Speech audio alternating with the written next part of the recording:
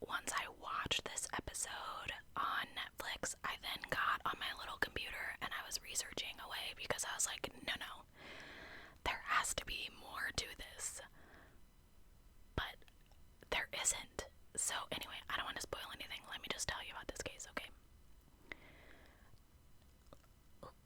Alright, so Amanda Antony was born in Calgary, Canada. She was raised by her foster parents and two doting brothers. And I remember they said, like, they took her in as a foster, and she was not there for very long before they decided to adopt her. And they said that her family realized that she was what they had been missing, and I thought that was the sweetest thing. Her brother said that Amanda just loved being around family and friends and being that person that walks into the room and just lights up the room every time that she came in. And I thought that was so sweet for her brother to say. I feel like my brother would not say that about me. Amanda is remembered as an animal lover and a playful prankster with a kind heart. So Amanda met her husband Lee in 2005, and it was described as love at first sight. The two of them were just inseparable. They got married and spent almost every minute together that they could in their cozy little house. And they had several rescued animals, 3 that I know of for sure, but everyone said several, so there might have been more that just were not mentioned in the details of this case. So, as I mentioned, they were inseparable. They spent hardly no time apart working, obviously, but the weekend of Amanda's death was one of the rare times that they were apart. Now, everything that glitters isn't gold. Amanda and Lee did have their problems, just like Sean and I do. And at one point, Amanda's brothers say she was the breadwinner and he struggled to hold down a job. But the two of them were happy, so they made it work. So that brings us to October of 2012. Lee and Amanda were getting ready for a trip up north. They were going to help Lee's mom on the anniversary of his father's passing. But as the weekend of October 24th arrives, Amanda gets a painful migraine. Now, these were not an uncommon occurrence for her, so she knew what to do. But she decided that she was going to stay at home and let Lee go to Saskatchewan without her. So Friday morning, October 23rd, he gets in the car to make the 8-hour drive to his mom's house. The two of them were in pretty much constant contact while Lee was gone. They text back and forth several times on Saturday, and Lee called her early Saturday night. She reported that her migraines were better. She had smoked a little and, taken some ibuprofen, so she was feeling quite a bit better. They're chatting, and then Lee hears their dog, Ruby, barking, kind of excitedly. And Amanda yells, "Shut up, Ruby." The dog yelps. Lee hears what he describes as a crunching noise, and then the phone goes dead. Now, he tries to call Amanda during the next 24 hours. His calls and texts go completely unanswered and unread. At first, he assumes that her phone is dead or broken or giving her trouble. But by Sunday evening, he's really worried, and he decides to cut his trip short and drive home and surprise her the following day. Unfortunately, though, it is Lee who is surprised when he gets home. He comes in the house and he notices that Ruby is kind of a little strange acting, so he lets her outside and he goes searching for his wife. He doesn't find Amanda in the living room, in the kitchen, upstairs bedrooms, although her purse and her keys are on the dining room table. Their dog and 2 cats, Gizmo and Meatloaf, were kind of in a frenzy. Their food bowls were empty. There was dog pee on the floor. And Lee is like, okay, what is going on? And the only place he hasn't looked for Amanda is their basement. And he thinks, well, she wouldn't go down there. He knew that she found the basement creepy, and he couldn't think of a reason why Amanda would go downstairs. So he turns on the light in the basement stairway and goes down a couple of steps. So it's one of those, it's actually very strange. And if you look it up, there's no, like, it's an L-shaped staircase, and there's a little landing, you know, but there's no railing or anything like that. It's just kind of like a hole in the floor. Not a very big one, but I feel like it would be like a safety concern. I probably would do exactly what I'm about to tell you. So, he goes down a couple of stairs and he makes the turn, and he is horrified. At the bottom of the stairs, blood is everywhere. It is on the floor. It is on the walls. There are bloody drag marks that are kind of leading to another room off of the main basement space. And in this room is where he finds his wife, Amanda. She's lying on the floor in a huge, smeared puddle. It's not even a puddle, it's like a pool of blood.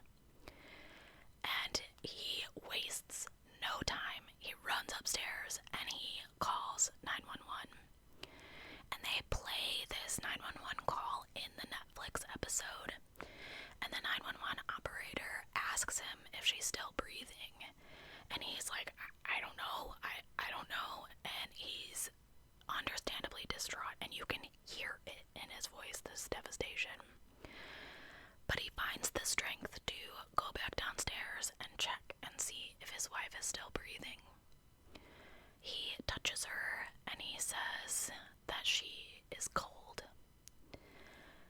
When the police arrive, they see what really appears to be signs of a violent encounter. And I have to tell you, these are the worst crime scene photos I have ever seen. And I have researched a lot of cases here on my channel, and these photos are horrible, and they show them, and you can Google them. They're not hard to find. So, Sergeant Trent Peterson of the Calgary Police says this was the bloodiest scene I have ever walked in on. Quite frankly, it was gruesome. The discovery of Amanda's body was marked by several troubling details. The position of her body and the amount of blood present led investigators to believe that it was foul play.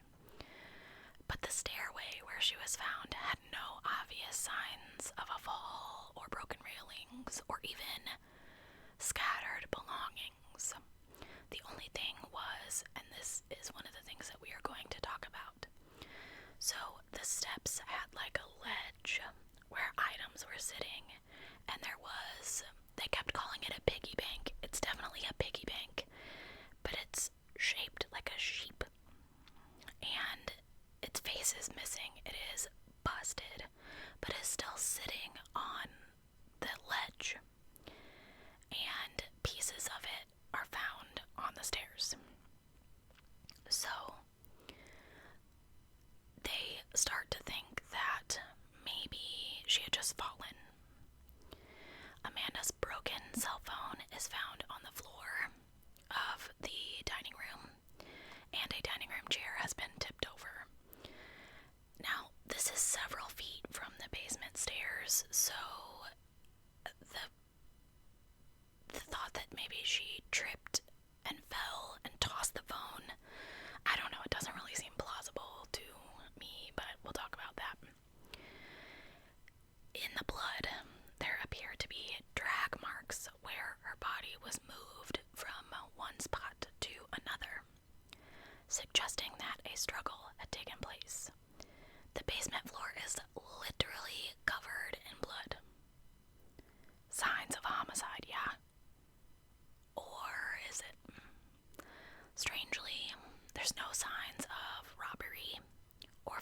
entry at the home. There are several inexplicable oddities at this scene. So the first one that genuinely creeps me out is there were 2 bloody, bare footprints on the basement floor at the bottom of the stairs, facing the steps, as though Amanda had stood there at the bottom of the steps, about to go up them, but she never made the climb. There was no blood on the steps, on the railing. She never went back up the stairs. Authorities also questioned why her beloved dog Ruby had not attempted to help her or even ventured into the basement. One investigator even told Unsolved Mysteries, if Amanda fell and is in distress, why does the black lab not go downstairs and check on her? Or go see her? Was somebody in the house preventing the dog from going down there? So there are a ton of theories on Reddit about this. I fell into a black hole of them last night, and tons of people said that their dogs would not have checked on them. I don't know, I found it weird, but Lucy follows me everywhere, so she would have been down there being like, hey mom, where's my food? Investigators, of course, dive into the couple's relationship, but they find no sign of distress, let alone any domestic violence or police records. They find no motive for Lee to have killed Amanda, or any evidence that points to him at all, really. Calgary police trace his movements from the weekend, and they determine that he could not have been present at her time of death, based on his consistent appearances at gas stations from Calgary to Saskatchewan and back. He was telling the truth when he told police he had to go help his mother put his father's affairs in order. So, with Lee cleared and no other suspects, investigators really have to start to look at alternative theories. So, when the autopsy is conducted, she did not have as many injuries as I thought she would have. She had a broken right orbital bone and significant bruising on her body. When she was found, her pants were slightly pulled down, like they were not totally on her, but there was no evidence of assault. She just had like random bruises, hips, arms, knees. So her death was attributed to blunt force trauma to the head. However, she had no trauma to her brain, like no brain bleed and no cracked skull, which is really unusual if you're thinking blunt force trauma to the head is murder, yes? Calgary police also got basically no tips on this case at all, which is really, really weird to me. I feel like thousands of tips pour in for other cases. So ultimately, investigators concluded that she fell down the stairs accidentally. But evidence from the house keeps prompting questions from this investigation team. And I feel like I would question it too. So Sergeant Gregson said, I was a detective on the investigation, working with Detective Suite at this time. It's a graphic scene, no doubt. And that's what brings these questions to light, like what happened down there. We don't typically see this in a regular fall, and that is why it's unsolved, and so many questions remain outstanding. Among those questions are, why didn't she walk up the stairs? There's clearly evidence that she was able to walk around after the fall, her bare footprints at the bottom of the stairs. Among other clues put forward by this Netflix documentary, there were reports of someone running through a neighbor's backyard in the area and sounds of yelling, but no evidence of an intruder or a break-in could be found at the Antony house. So it's just really, really a strange circumstance. And Sergeant Gregson said, I know as an investigative team, there were different theories going back and forth. this have happened? Could that have happened? Ultimately, we followed the evidence, and what the evidence shows us is Amanda was in that basement by herself. There's no evidence that spoke to anyone else about being down there. I thought it was really, really strange. There were no other footprints in the blood, no doggy prints, no shoe prints, nothing. They did find some, drops that they thought may have been, the intruders, because it looked like they were standing there and the drops had fallen on the floor. However, that came back as Amanda's DNA, and the blood splatter expert was on Netflix, and she said that she was absolutely shocked that that DNA came back as Amanda's, because it did not look like that. I don't know, it's just crazy. So, okay, let's talk about some theories in this case. Number 1, accidental death. It's believable with the injuries described and the disarray at the scene. Investigators initially theorized that she may have fallen down the stairs, which could explain the serious head injury and the amount of lost blood. This theory is further made credible by the fact that she may have been disoriented because of her migraine. She lost her balance on the stairs, maybe even tripped over the dog or the cat. I mean, I've fallen down the stairs. I've fallen down the stairs twice since I've lived in this house. Plus, this theory is pretty strongly supported by the fact that there were no signs of forced entry, and all of the DNA found at the crime scene was Amanda's. Number 2, domestic violence. The theory of domestic violence is rather compelling, and given the nature of her injuries and the dynamics of her marriage, he was ruled out. But evidence surrounding the crime scene still raises some questions about a possibility of foul play. Her severe bruising and the violent scene suggest a struggle or an attack. This theory is further supported by the fact that the family said that they expressed concerns regarding his temper. They said that although the relationship was loving, there were those little bits of anger that could be indicative of hidden issues. And this theory is further supported by the context in which she was the breadwinner, the moneymaker, and it kind of created this imbalance of power. This dynamic of interaction often increases the level of tension and the potential for violence. I don't believe that Lee did this. A lot of people do. If you get on Reddit and you read the theories, a lot of people believe that he did it. And we'll talk about that a little bit more. Number 3, intruder or break-in. It's pretty convincing of a theory, more so considering that their neighborhood was riddled with crime and had a transient problem. This raises an opportunity where someone could have easily bypassed into the home without much hassle.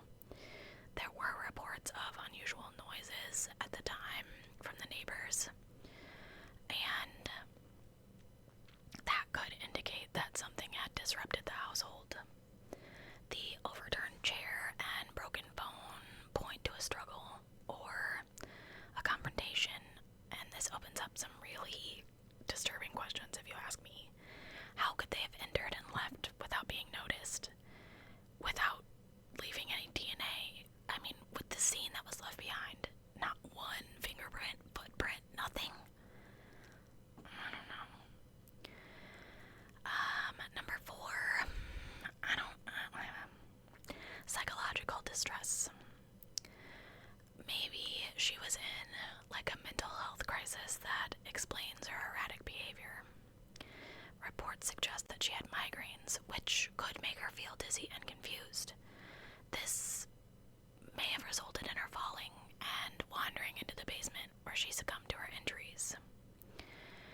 This theory is supported by her decision to stay at home alone as opposed to accompanying Lee on the trip. Her decision to isolate herself, which goes in line with her known health issues, gives a very vivid picture. That of a person who could have been easily overwhelmed by psychological stress.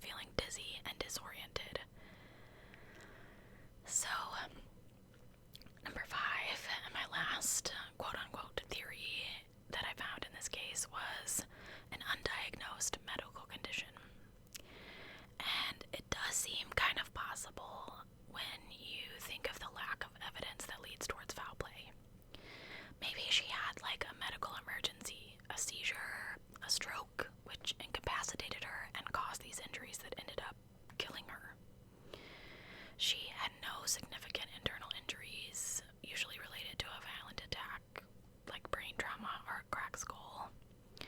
The scene could be explained by her trying to find her way around while she was disoriented from this medical episode. Now, as I said, I fell into a rabbit hole on Reddit, and I found this one poster called Get Me a Coffee, and I don't know if this is true or not, but it kind of seems so. It says, I owned and lived in that house from 99 to 2005. It was exactly as I left it. Paint, floors, fence, everything. I've watched this episode about 4 times, and I've talked to others about it. When you're talking about the stairs, the hole isn't that big. It's literally about 15 by 30. When I bought and sold the house, both inspectors said it was to code because there was a hand railing on the other side. It looks worse than it really is. Yes, it's open, but you can't fall through the hole the way you think. Her falling the way that they suggest would be the equivalent of you diving head first under your desk and hitting the other side of your face on the piggy bank or sheep 4 feet away, hard enough to break it, but not hard enough to knock it off the shelf. Nope, I lived there 6 years. I doubt this very much. There's pieces of that pig all the way to the back wall around the corner of the basement. There's laminate on the top 2 stairs, and yes, they could have been slippery if she was wearing slippers that were found around the crime scene. They were not on her feet. There's a box cutter right beside that pig, though. Sheep. It was a sheep. So that's a way better murder weapon if someone was grabbing for something to hit her with. This person was leaning towards the intruder theory. Someone came in and pushed her and ran away. She stood at the bottom of the steps because she was afraid the basement would be super dark, and she was probably swiping around looking for her phone. And then they said, crackheads don't usually have cell phones. Hard to track. You would probably wear gloves if you were breaking into houses. So, Amanda's death was ruled an accident, presumably by falling down the stairs. Investigators came to this conclusion mostly based on the fact that they didn't find any evidence that someone else had been there. Amanda's family doubts that she fell to her death. The chair being flipped upside down, the fragments of the broken sheep bank suggest there could have been a struggle. However, it was only her DNA at the scene, making the possibility of an intruder much less likely. Anyone with information about this case is asked to contact the police by calling 403-266-1234 or anonymously by contacting Crime Stoppers at 1-800-222-8477 or visiting the Crime Stoppers website. I'll put all that in the description down below. So let's talk about this. I know I just listed all of the theories that were all over the internet. I don't know what I think.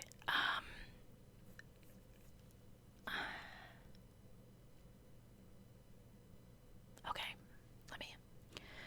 I don't think that she fell down these stairs, smashed her face on a sheep. I know that that's the stupidest.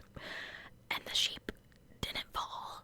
Like, they said that there was like this little tiny, and they show you this little tiny ding in the drywall where the sheep hit the wall. But you mean to tell me she broke the entire front of it off?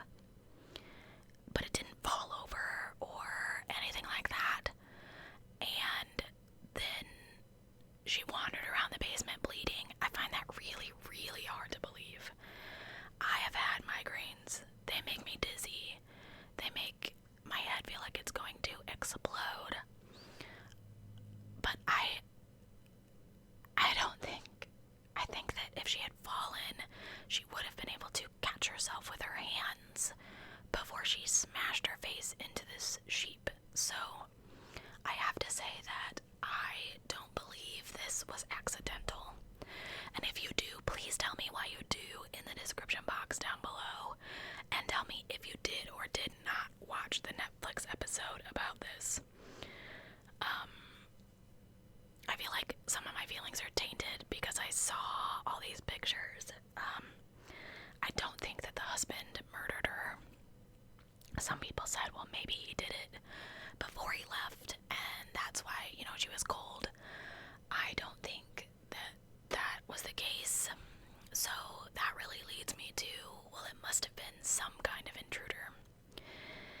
And I have to think that maybe that intruder stayed in the house a little, and that's why she kind of bled out in the basement, because you could see them potentially moving around upstairs.